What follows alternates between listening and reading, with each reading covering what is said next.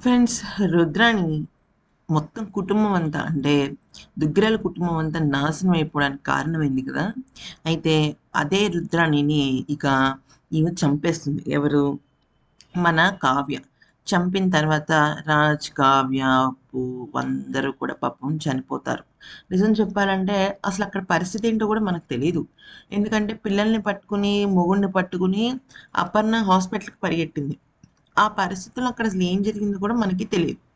అయితే ఇక రాజ్ మేనల్లుడు ఉంటాడు కదా! అంటే రేవతి కొడుకు. రేవతి కొడుకు చాలా చిచ్చర పిడుగు. అయితే రేవతికి వాళ్ళ తమ్ముడు అంటే చాలా ఇష్టం. స్వరాజ్ అంటే. పేరు కూడా స్వరాజ్ అనే పెట్టుకుంది. నిజం చెప్పాలి అంటే ప్రతి ఒక్క అంటే ఇప్పుడు మీరు గమనించండి ఇంట్లో కూడా ఎక్కడైనా ఒక బాబు గాని, పాప గాని పుడితే వాళ్ళకి మేనల్లుడు వాళ్ళ మేనమామ, మేనత్త పోలికలు ఎక్కువగా వస్తూ ఉంటాయన్నమాట. సో, ఏంటంటే, ఈ అబ్బాయి చిన్న బాబుకి వాళ్ళ పెద్ద మేనమామ రాజ్ పోలికలు చాలా వచ్చేస్తాయన్నమాట. స్వరాజ్ పోలికలు. అయితే ఇక సేమ్ అచ్చుగుద్దినట్టుగా అలాగే తయారవుతాడు. ఇక మనకి ప్రస్తుతం అయితే చూసినట్టయితే కావ్య, కావ్య రాజులకు పుట్టిన కూతురు మరొక కావ్యగా మనకి ఎంట్రీ ఇస్తుంది.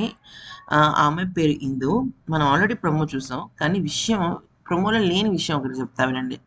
అయితే మనకి ఈ చిన్న బాబేమో పెద్దవాడైపోతాడు. Middle class ఫ్యామిలీలోనే పెరుగుతాడు. అయితే ఈ అబ్బాయికి గతం ఇంకా గుర్తు రాదనమాట. అసలు ఆ అబ్బాయికి గతం ఏం గుర్తు లేదు. ఓకే.